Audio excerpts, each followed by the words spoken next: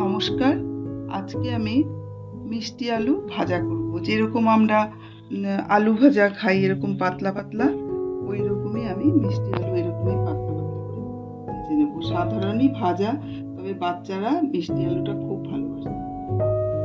প্রথমে আমি আলুগুলোতে একটু নুন মাখিয়ে নেব।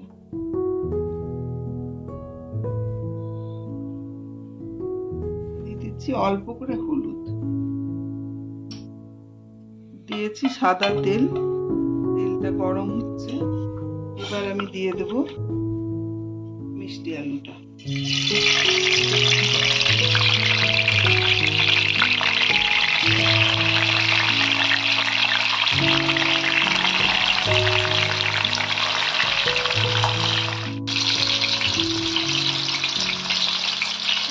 খুব বেশি আমি আঁচ দেবো না, আস্তে আস্তে করে আমি উল্টে দেবো, তবেই মুচমুচে হবে।